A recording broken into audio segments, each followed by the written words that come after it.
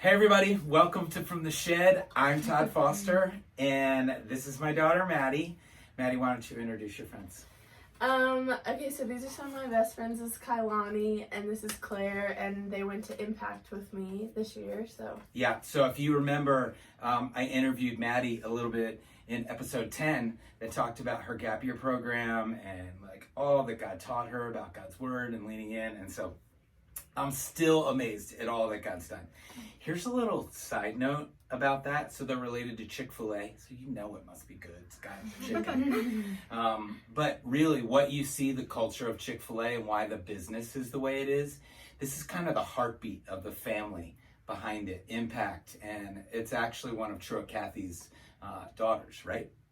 Yeah, that started Impact. So just a cool story and really why the company is the way it is. But all these girls are Gen Z. And so if you don't know what that means, I don't either. What does it mean? What were you? I think it's if you're born between 95 and 2015. Right. Yes. So I'm Gen X. So I was born, if it's late 60s to early 70s. I was born in the best year, 1970. And so I'm Gen X. And here's why I wanted to have these girls on there. Because number one, we're kind of bringing faith, family, life, and relationships together. And all these girls are followers of Jesus. And so that means they are a part of the church. And so I wanted to ask them a couple questions because I think that has huge implications for my generation, boomers. Boomers are like me, mom, pop, pop. Yeah. And then millennials, and like, how do we relate to Gen Z? What's important to them? And so I was actually going to start off with that kind of question. Oh, hey, you know what you can do? Tell me some like Gen Z words that are really. What were ones that we've been? Well, It's in my bag. Lily just said she had some tea for us. Yeah. So it's like drama. Yeah. I got that You're one like, down. I have some tea for you guys. It's not actually tea, I have drama for you. Some gossip. God, yeah. My goal is to use all these in one sentence one day. But most of them that you tell me, I forget. Yeah. I need to try. So, all right. What's something that, I mean, each of you guys can kind of jump in on this one. What's something that really matters to you guys as your generation and being the church, following Jesus? What's important to you guys? I think what's really cool about our generation, even like people who don't follow Christ, is like social injustice. That's something that they really like care about. They care about things being restored, and whether, especially if they don't know Jesus, I don't think that, I don't know, it's just, I think that's really cool about our generation. And people who don't know the Lord, like, even as we've like left Impact and we learned about all of those things, like I've had opportunities to be like, okay, like that's really good, and like that you care about those things, but like those people have value because they're made in the image of God. And like I love that about our generation because, you know, like we did our final projects on cultural issues and how the gospel can restore those things, and like so we all have things that we care about. So I think it's cool that I love that you're saying that because I genuinely, I really think that the church struggles with that stuff. And man, your generation, if you could like start now and own that and lead in it. So hey, other generations, man, we should be watching and learning from them big time on this stuff for sure. Yeah. What else? I think a big thing for our generation is kind of an individuality or like a new way of like presenting ourselves and like really like creating our own identity and things based off of Christ.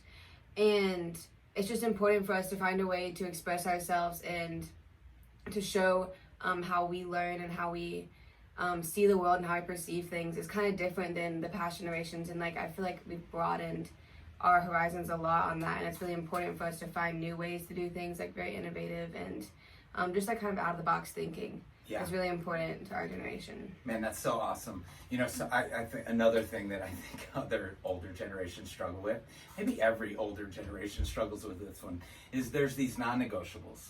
You know, like the gospel and there's some doctrinal things that are really important, but how we go about doing it, the method of it, is going to grow and shape with each generation. And I think you're right. There's probably more creativity out there now than ever. And so, yeah, for sure. How about you? I think a big thing that Gen Z as a whole and beyond that is like the art of storytelling, because we all have a story and we all want to be heard and want to be seen. And we can all learn from each other through those stories. So like as our generation, like we want to hear the generations before us, their stories, so we can learn from them because they have so much wisdom. And then also what we're learning, we can share with them as well and kind of reciprocate that learning. That's good. That actually leads to my next question, and I love this. So you guys being at Impact, and I mean, you had like all kinds of generations pouring into you, and I heard you guys brag about all of them. You loved it. What's the guy that holds the staff? Greg. Yeah, I mean, this guy, like, he was like everybody's favorite person. Yes. But he would have been like a boomer on the far end. And so you guys have learned to appreciate different generations, and that's one thing of being a pastor at a church. I'm always fighting for like other generations that are farther down the road. What would you guys say to them? Being a young generation, what would you love more of from them? I think just an open-mindedness kind of in like our way of we express ourselves, and our open-mindedness and out of the boxness of how we think about things.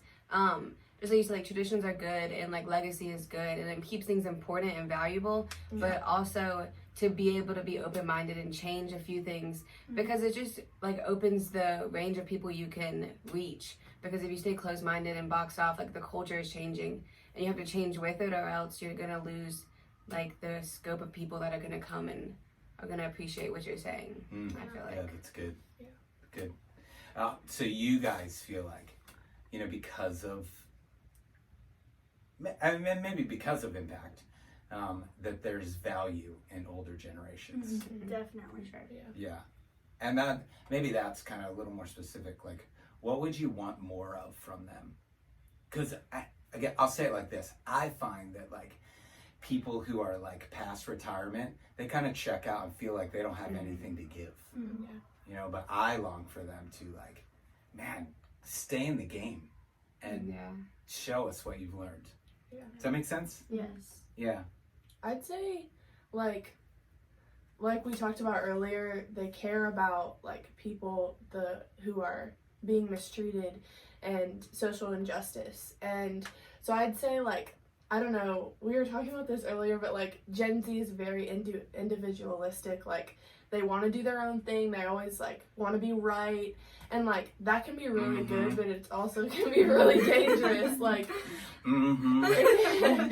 it can be really dangerous because like when you think that no one understands you and no one gets you, then that's like not the gospel, because like you are always understood and seen in like Christ. And so people who like don't know Jesus, but also like those of us who are in Gen Z who do know Jesus, like be patient and like try to remind us that we need older generations and we need people, because we'll care about those things and we'll be like, this is the only way. Just like sometimes the older generation can do that. Like we'll be like, this is the we'll be like, this is the only way that like the refugee crisis, like people care about that stuff, like abortion, like our friends who are living a homosexual lifestyle, like we care about those people so much.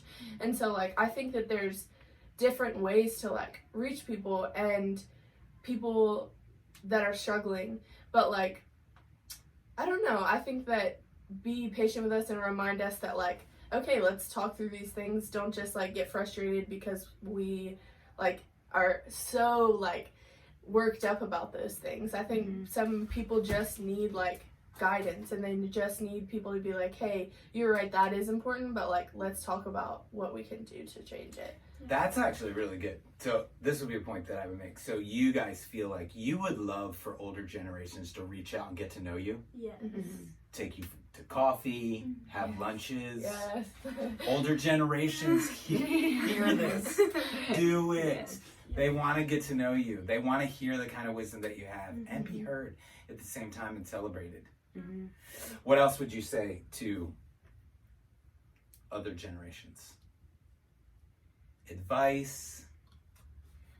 I think don't discredit yourself. Like you said, like when you retire, you just kind of get out of the game. Like you feel like you're like done, but like there's so much wisdom and knowledge that you can pour back into other generations. And we want to hear. I guess a lot of times we can act like we have it all together and we know everything and we have all the answers, but we are like seeking the guidance and the mentorship from those older generations, especially the people that are following Christ, because they know that the older people have been in those places before, and that you're never alone, and you're always with Christ at least, but there's always someone who's been through what you've been through, and you can relate to everyone. So just like don't count yourself out or feel like you're like done in your walk with Christ, because you can always pour back into the younger Christians. Man, that's so good. That's so good. And just like sharing your stories with us, because we want to hear what you have gone through and what the Lord has taught you through those moments, because we can take those principles and like apply them to our lives as well. Yeah. Man, that's good. Yeah. So get yourself some millennials, get yourself some Gen Z in your life. Yeah. All right? Please. And so I think, so I'm going to pray. And I'm going to pray for you guys. And so I'm going to ask them. That's going to be something I'll ask you guys to commit to do coming out of this episode, that maybe for the next couple weeks, the next month, you could kind of make an agreement that you would start to pray for this generation. Wait, one more thing. Oh, do it, baby. Okay. I think like something that we talked about earlier. You know, Dama did that like 3 times. That's where I learned it from.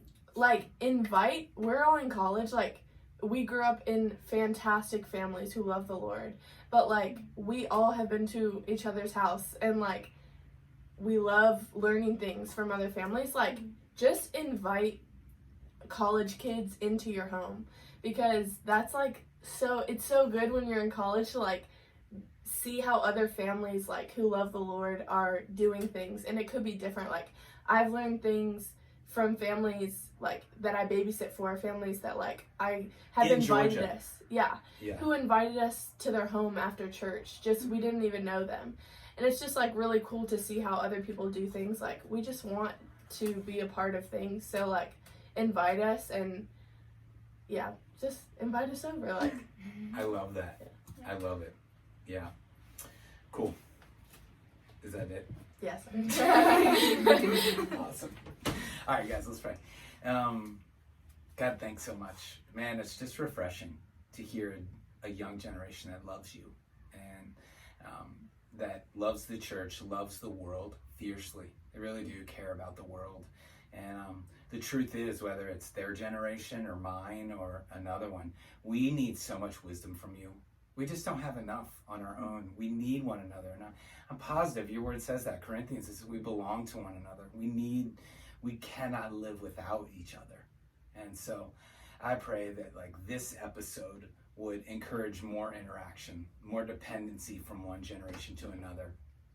And we just pray over Generation Z that there would be more and more followers of you from them, and that they would be a city on a hill, a lamp on a stand, a bright light in this world that would reflect your character and your heart. And so I pray specifically for these girls, that they are encouraged, they are empowered by you, and know that they are loved by you. And so we pray in Jesus' name. Amen. Awesome, guys. Thanks for hanging out with us at From the Shed. Have a fantastic weekend. Look, give God some space and time in your life. You will not regret it. You'll be glad that you did. And we'll see you next week. Bye.